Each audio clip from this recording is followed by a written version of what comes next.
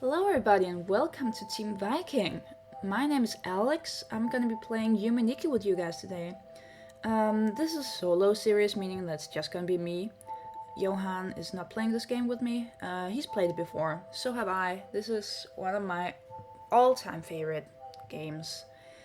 So let's just get started.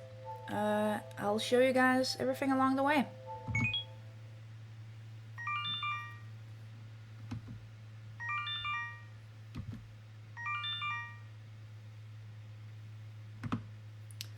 Alright. This is Yume Nikki. We control this character. Her name is Matotsuki. We only know that because we can see it when we save the game. Other than that, we don't really officially know anything about it because this game has no dialogue and it has no plot. It is based solely on exploration, and the end goal is to have collected 24 effects. These effects will alter Matotsuki's appearance and they'll make her do different things. When we have all 24 of those, the game ends. So that's it. This is Matotsuki in her room. There's nothing on the TV. The game console has like one game. I'll show you that later. But it's kind of a boring game. If you try to go out, you get this. She doesn't want to go out. Alright. Can't interact with the bookshelf. This is the save point. This is where we save. We can go out into the balcony. There's really not a lot of stuff to do out here. It's kind of boring. So there's not really anything to do except try and go to sleep. So that's what we're gonna do. Here we go. Yume Nikki is Japanese for Dream Diary. And this game is based on exploring Matotsuki's dreams.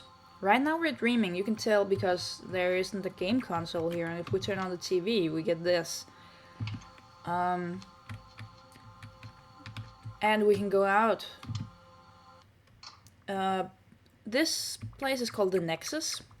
It has 12 doors as far as I remember, and each door leads to a different world. In her dreams, obviously. The thing about Matotsuki is, and this is purely a theory, there's lots and lots of theories about this. I talked about that in a recent vlog on my own channel. The thing about Matotsuki is that a lot of people theorize she's something called a Hikkikomori, which is Japanese for shut-in.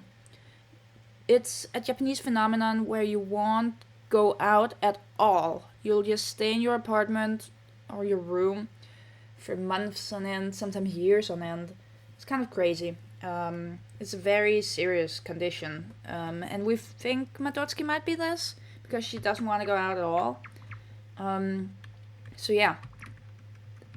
But today I want to explore a place called the Graffiti World with you guys. Depending on whether I can find it or not, because I always mess up the doors in here. It may be this door. Yes. Okay. This is the Graffiti World. We're gonna explore this world first today because it has one of the effects in it. And it's possibly the best effect for doing a let's play because we're trying to find the bike effect, which will make us go at double speed. Which is good because right now we're going kind of slow. I don't know if this is picking up on the microphone, but going on the tiles makes noise. Anyway, this is the bike. Perfect. Our first effect, because the other one's instructions and we can't really use that for shit. Here we go. Okay, there's a couple of things I want to show you guys in the Graffiti World, so let's just get going. The thing, as far as I see, the thing about Yume Nikki in Let's Plays is that you can have like kind of two different approaches to it. Oh, here's the women's restroom. I'll show you guys that. She basically goes in peace. You can kind of do a Yume Nikki Let's Play in two different ways as far as I see it. You can go in blind, which means you haven't played it before ever and you're exploring and it's your genuine reaction to everything. For example, Cry did that and he was pretty cool. unfortunately, that series was discontinued, because the thing about this is the game is so vast, so if you aren't following any kind of like guide, then you can use hours in here not really accomplishing anything, which sucks. But it's always fun to see people's genuine reactions to this game, because it's a really weird game. The other thing you can do is, if you already know the game really well, I would say I'm one of those people, because then you can tell everybody else about it and you can show them all the cool things. If you don't really know the game that much, but you want to do a let's play anyways, then it kind of falls flat sometimes, because it's not your genuine first reactions, and still you'll be fumbling about. I will probably also be fumbling about, so I'm not one to talk, but anyway. So I think you should either be really good at the game or have your first reactions to it, because other than that, it kind of falls flat sometimes. Anyway, this is the entrance to the mall, so we're gonna leave the Graffiti World now. Here we are. This is the mall entrance. And this is the mall. There are a couple weird people in here, as you can tell. Interacting with them makes them look weirder than they already are. The mall is kind of a sub-world. You can get to it in kind of different... You can get to it in a couple different ways.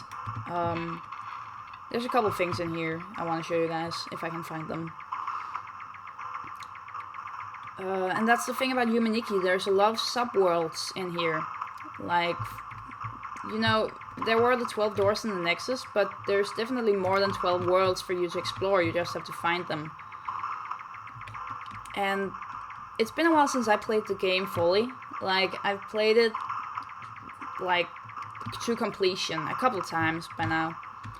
But it's been a while since I did that. Often I'll just go in here and fuck around for a while.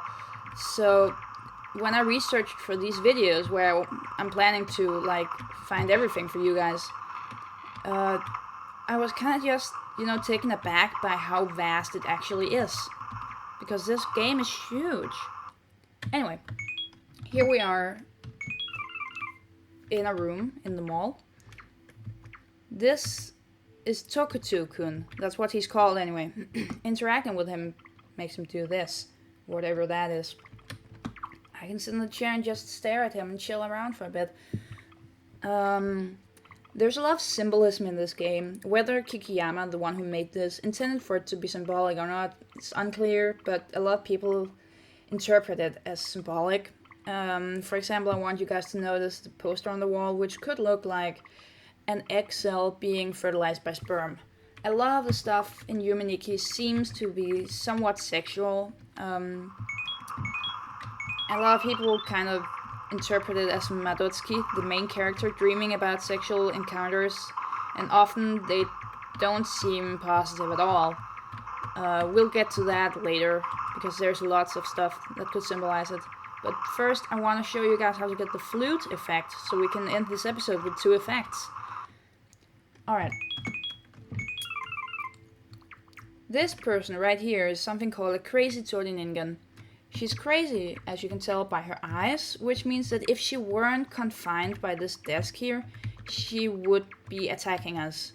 Her species is the only kind of character in the game that can actually harm us, and the only thing they do is they teleport us to a confined space, which means we'll have to wake up to get out of it. But this character is, she can't get to us, so that's fine. We can talk to her and the menu will change, as you can tell. And I think there's 3 different... No, there's 2 different, okay. Oh no, there's 3 different. Here you go. 3 different color schemes. I like the original one best.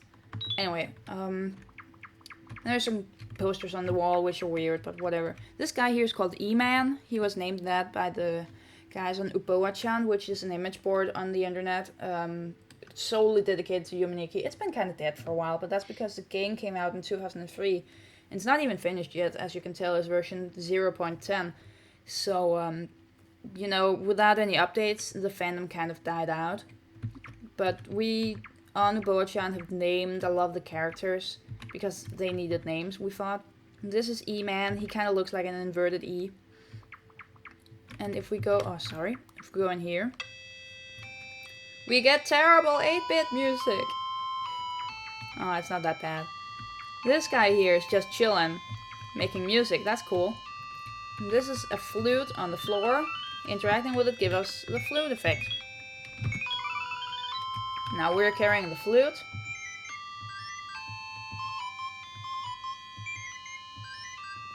That's nice.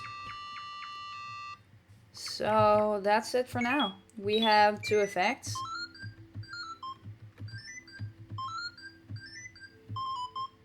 So that's a good place to stop. We have been in the Graffiti World, we've gotten the bike, and we've seen the women's restroom, and we've gone into the mall where we got the flute.